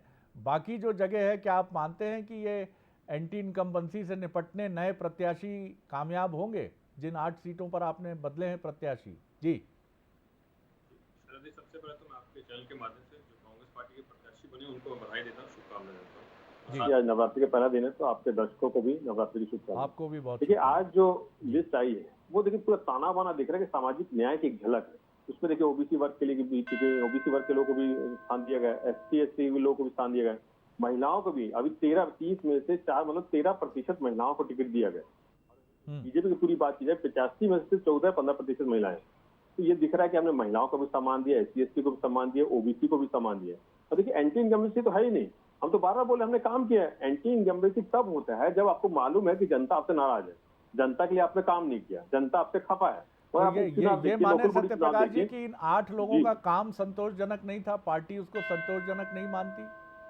नहीं, वही देखिए जो विधायकों की आप बात कर रहे हैं कि जिनके टिकट कटे, जैसे गुरु रुद्र कुमार जी ने बताया कि भाई वहाँ पे कार्यकर्ताओं की मांग थी। कई जगह होती है कार्यकर्ता चाहते हैं कि हमारा कोई व्यक्ति आए, इनकी जगह दूसरा व्यक्ति आए, तो कार्यकर्ताओं को भी सम्मान देना पड़ता है। बात ये होती है, ये नहीं इसका मतलब ये नहीं किसी का टिकट कटा है तो उसका परफॉर्मेंस खराब था या उसने काम नहीं किया, वो पैमाना नहीं है। पैमाना यह है कि वहाँ के क्षेत्र की जनता, सत्यप्रकाश जी, पहले नारा था भूपेश है तो भरोसा है, फिर नारा बना कांग्रेस है तो भरोसा। जब कांग्रेस को भरोसा है आदित्य कुछ पूछ रहे हैं, तो फिर पूछ रहे मंत्री हैं। को टिकट बदलने की जरूरत क्यों है? सीट बदलने की, मंत्री अहिवारा से लड़ सकते थे, क्यों शिफ्ट होना पड़ा?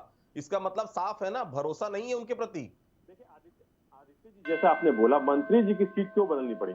ये चुनावी रणनीति हर चुनाव के लिए 2018 की रणनीति अलग थी, ये 2023 का रणनीति अलग है, तो हर चुनाव की रणनीति अलग अलग रहती है। इस बार नवागढ़ क्षेत्र के लिए उनको लाया गया। देखिए वो गुरु हैं, वो सामाजिक गुरु हैं, उस हिसाब से उनका जो प्रभाव होगा उस क्षेत्र में ज्यादा है, उस क्षेत्र के लोगों के साथ उनका प्रभाव ज्यादा पड़ेगा और आसपास के क्षेत्र में भी पड़ेगा। तो हर चुनाव की रणनीति अलग होती है। ये नहीं है कि वहां से अगर इनको यहाँ लाया गया है तो उनका परफॉर्मेंस आप वो जितने बार चुनाव लड़ते हैं शायद हर बार सीट बदलनी पड़ती है, उनको शायद पुरानी सीट से दिक्कत होने लग जाती है, वहां के कार्यकर्ताओं को उससे दिक्कत होने लग जाती है। वो कहीं भी जाए वो उनके लिए राह आसान रहती है।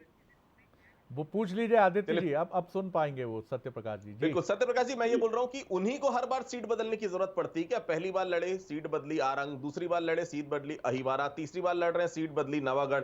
उन्हीं को तकलीफ होती है खाली, ये कार्यकर्ताओं को उनसे ज्यादा तकलीफ होती है? क्योंकि पिछले दिन उनके कार्यकर्ता उनके घर पहुंचे हुए थे, उनका साफ तौर पर कहना था कि उन्होंने कोई काम नहीं किया अहिवारा के लिए और अहिवारा की जनता बेहद खफा है, इसलिए जानबूझकर टिकट बदलना पड़ रहा है, सीट बदलना पड़ रहा है। देखिए आदित्य जी, अहिवारा क्षेत्र में मैं खुद व्यक्तिगत तौर पर भी गया हूँ। वहाँ सड़कों की हालत देख लीजिए, वहाँ अपना स्कूल बने हैं, वहाँ राइस मिल कितनी खुली है, तो वहाँ पे विकास हुआ है। ऐसा नहीं है, जैसे मैंने बोला वो सामाजिक गुरु है, गुरु के नाते भी जो समाज के लोग होते हैं वो भी चाहते हैं। कई बार समाज के लोग अब इस बार उन्होंने मांग किया कि नवागढ़ से हमारे गुरु आए, हमारे गुरु यहाँ से चुनाव लड़े। तो ये वही मैं बार बार बोल रहा हूँ कि रणनीति के तहत होती है, हर चुनाव एक अलग रणनीति के साथ लड़ी जाती है। आप 2018 के में हम विपक्ष में थे, उस समय की अगर आप रणनीति बात कीजिएगा तो वो अभी रणनीति कैसे अपना सकते? अभी हम सरकार में है, तो हर चुनाव रणनीति अलग होती है। इसका मतलब ये नहीं कि जैसे मैं खुद आपकी बातों में बोल रहा था कि 2 बार उनकी सीट बदली गई, दोनों बार चुनाव जीते, तो ये आप देख लीजिए उनका प्रभाव कैसा है समाज में, उनका प्रभाव। चलिए इस बार भी शुभकामनाएं कि वो जीते। छन्नी साहू का टिकट कटना क्या लाजमी था पहले से? चलिए हाँ चलिए, संस्कृति आप कुछ हमें छत्तीसगढ़ में कांग्रेस का नया दौर, इस पर आप हमें कुछ बताने वाली हैं? मध्य प्रदेश की बात करने वाले हैं शरद जी, कुछ नया है जी। हाँ जी एमपीसीजी दोनों में जी। संस्कृति निश्चित रूप से लिस्ट दोनों ही जगह जारी हुई है। मध्य प्रदेश की बात कर लें या फिर छत्तीसगढ़ की बात कर लें, नए चेहरे कुछ देखने मिले हैं, कुछ सीटों पर रिपीट भी किए गए चेहरे और कुछ सीटों पर सिटिंग एमएलए जो हैं उनके ही टिकट काटे गए हैं। तो उससे एक बड़ा सवाल खड़ा हो रहा है। बंसल न्यूज के भी कुछ सवाल है, आपको बता दें कि क्या कांग्रेस में नए दौर की शुरुआत हो रही है? ग्राफिक्स के माध्यम से कुछ सवाल है वो समझ लेते हैं। तो चलिए बड़ी स्क्रीन में चुनावी घंटे के इस स्पेशल महाबुलेटिन में ये सवाल, क्या ये लिस्ट कांग्रेस में नए दौर की शुरुआत करने जा रही? क्या कांग्रेस में छत्र प्रणाली का दौर अब खत्म होने वाला है? क्या कांग्रेस में कोटा सिस्टम का दौर भी अब खत्म होने वाला है? या बात कर ले अब क्या इस लिस्ट में और भी कुछ जो है कमलनाथ की ही चली है? ये कई बड़े सवाल हैं जो अब सामने आ रहे हैं। क्या कांग्रेस में छत्र प्रणाली का दौर खत्म होगा? कांग्रेस में कोटा सिस्टम का दौर खत्म होगा? क्योंकि जिस हिसाब से ये लिस्ट अभी सामने आई है, बात कर ले मध्य प्रदेश की, छत्तीसगढ़ की, दोनों ही लिस्टों में जिस हिसाब से देखने को मिले हैं प्रत्याशियों के नाम, काफी कांटे की टक्कर देखने को मिली है। और कांग्रेस इसलिए फॉर्म में नजर आ रही है क्योंकि ऐसे ही मंथनों का दौर जारी नहीं रहा है, ऐसे ही बैक टू बैक बैठकों का दौर नहीं हो रहा है। चाहे बात कर ले स्क्रीनिंग कमेटी की, चुनाव समिति की अगर बैठक की बात कर ले, या सेंट्रल इलेक्शन कमेटी की बात कर ले, दिल्ली से लेकर छत्तीसगढ़ से लेकर मध्य प्रदेश तक लगातार मंथन हुआ है। तो रिपोर्ट के आधार पर अब ये नाम उभर कर सामने निकल कर आए। इससे मैं समझना चाहूंगी, ये जो 4 सवाल हैं हमारे साथ हमारे न्यूज हेड जुड़े हुए हैं, सर क्या कुछ मायने कैसे देखते हैं इस सवालों को लेकर? बहुत महत्वपूर्ण सवाल है जो बंसल न्यूज की टीम ने ये खड़े किए हैं। सबसे पहली चीज तो है कि कांग्रेस में क्षत्रपों का जो दौर होता था, क्षत्र प्रणाली, और इसका श्रेय मैं फिर कहूँगा कि दोनों स्टेट में, दोनों राज्यों में जो कड़ी टक्कर है बीजेपी और कांग्रेस के बीच में, छत्तीसगढ़ में ये सरप्राइजिंग ज़रूर है कि बीते 1.5 महीने में, आदित्य से मैं ज़रूर इस पर कमेंट चाहूँगा कि वहाँ बीते 1-1.5 महीने में बीजेपी ने एक वापसी करने की कोशिश की है।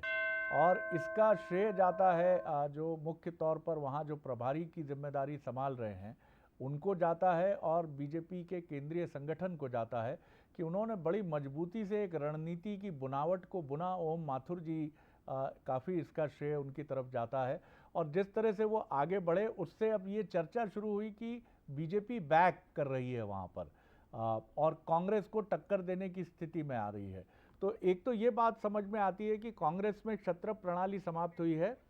जी आदित्य, एक छोटा रिएक्शन आपका लूंगा मैं कि जिस तरह मध्य प्रदेश में कमलनाथ जी रहे हैं सर्वे के साथ, छत्तीसगढ़ की ये सूची आप देखते हैं और उसके बरक्स बीजेपी की भी सूची को देखते हैं, तो कांग्रेस की सूची में क्या भूपेश बघेल जी और पूरी तरह से उन्हीं की आपको सोच और दृष्टि इस सूची में नजर आती है, और क्या वहां भी क्षत्रप कोटा प्रणाली जो है वो समाप्त हुई है इस सूची को अगर आप देखते हैं तो? जी बिल्कुल। देखिए शरद जी, छत्तीसगढ़ की अगर कांग्रेस की सूची की बात करें तो पिछले 2-2.5 महीने पहले ये जरूर लग रहा था कि केवल और केवल मुख्यमंत्री की ही चलेगी, लेकिन जो लिस्ट सामने आई उसमें बहुत साफ है, मुख्यमंत्री की तो चली है, लेकिन टीएस सिंहदेव और चरणदास महंत को पार्टी इग्नोर नहीं कर पाई है। बहुत कुछ इनकी भी चली है, अपने अपने देखिए सरगुजा अपने हिसाब से वो डिक्लेयर करना चाह रहे हैं, बस्तर में ये बहुत ये कुछ आप TS ये की चली अच्छा है। साइन है आदित्य, ये अच्छा साइन है बिल्कुल अच्छा साइन है ही। देखिए क्योंकि कोई भी चुनाव देखिए सामूहिक चुनाव होता है, सब मिलकर लड़ेंगे तो बेटर होगा। और दूसरी भारतीय जनता पार्टी जैसे कि आप बात करें तो उसमें बहुत साफ है, दिल्ली के कुछ लीडर्स आए थे, उनका साफ तौर पर यही कहना था कि हमने कर्नाटक में फॉर्मूला अपनाकर देखा कि सब नए चेहरे, लेकिन हुआ इससे यूं कि जो बड़े बड़े नेता थे जिनकी हमने टिकट काटी, वो कहीं ना कहीं आसपास के क्षेत्र के उन्होंने खुद ये कहा दबी जुबान से कि उन्होंने उनको हरवा दिया। अगर यहां पर भी हम बड़े चेहरों को ड्रॉप करते तो बड़े चेहरों की नाराजगी हमको भारी पड़ जाती, वो एक सीट के कारण आसपास की सीट प्रभावित करते और उससे भारतीय जनता पार्टी का 2023 का मिशन खटाई में पड़ जाता। इसलिए हमने पुराने चेहरों को भी रिपीट किया है, 43 नए चेहरे भी दिए और कहीं ना कहीं सामंजस्य बनाने की कोशिश की है। शरद जी बहुत इंपॉर्टेंट बात आपने कही। सत्यप्रकाश जी, कंक्लूड करते हुए एक रिमार्क ओवरऑल आपका, अभी 30 की सूची है, मुझे लगता है कि बहुत जल्दी आपकी मुकम्मल सूची सामने होगी 30 अक्टूबर के पहले। किस तरह से देखते हैं आप और कितने आशान्वित हैं? दावा तो होगा ही कि दूसरी बार फिर भूपेश सरकार। जी शरद जी, देखिए जैसे मैंने बोला कि हमारी सरकार ने काम किया, अंतिम व्यक्ति तक काम गया है। नीति आयोग की रिपोर्ट आती 40 लाख लोग गरीबी रेखा से ऊपर आए, तो हमने काम किया। और देखिए चुनाव है, रणनीति तो बनानी पड़ेगी, प्रत्याशी को खड़ा करना पड़ेगा। नॉमिनेशन के दिन 90 के 90 सीट हमारे प्रत्याशी होंगे, वो तो करना ही पड़ेगा चुनाव की रणनीति के तहत। मगर मैं आशावादी जो हमारी पार्टी भी है, हमारे मुख्यमंत्री पूरी कांग्रेस पार्टी शीर्ष नेतृत्व से लेकर प्रदेश नेतृत्व है, क्योंकि हमने काम किया। जो भी प्रत्याशी आएंगे मजबूत प्रत्याशी होंगे। देखिए भाजपा की जो टिकट की बात कर रहे हैं उसमें लोग कहाँ है? सांसदों को टिकट देना पड़ रहा है, भ्रष्टाचारियों को टिकट देना पड़ रहा है, जिन्होंने घोटाले की उनको टिकट देना पड़ रहा है, सांसदों की सीट भी बढ़ानी पड़ रही है, विधायक कहीं का क्षेत्र कहीं भी विधायक प्रत्याशी बनाया जा रहा है, तो पूरा उनका दिख रहा है कि क्या है। और हमारे यहाँ काम की वजह से हम उसी को लेके जाएंगे, विकास को लेके जाएंगे, योजनाओं को लेके जाएंगे। शुभकामनाएं आपको भी, बहुत शुभकामनाएं। चुनावी संभावनाएं आपकी प्रखर हो, उज्जवल हो, और यही शुभकामनाएं बीजेपी के लिए, क्योंकि आप दोनों जितने तगड़े होंगे, जितने मजबूत होंगे, जितने स्ट्रांग होंगे, लोकतंत्र उतना सेहतमंद होगा और जनता उतना मुस्कुराएगी। इसलिए बहुत शुभकामनाएं। बहुत धन्यवाद आदित्य जी, बहुत धन्यवाद मनोज जी, बहुत धन्यवाद सत्यप्रकाश जी। दर्शकों को ये हम बता दें कि ये रुकने वाले नहीं है, हम लोग लगातार इस पर समीक्षा करते रहेंगे। और जैसे आप भी कहते हैं, बंसल न्यूज मतलब चुनाव। और बहुत धन्यवाद संस्कृति। तो पूरी टीम बंसल न्यूज की, जैसा मनोज कह रहे थे, चुनाव का मतलब एक ही है, बंसल न्यूज। विनम्रता से, अपने मुंह मियां मिट्ठू नहीं बन रहे हैं सर, हम तो विनम्रता से कह रहे हैं, देखते रहिए और बंसल न्यूज पर बने रहिए। खबरों का सिलसिला निरंतर जारी। नमस्कार।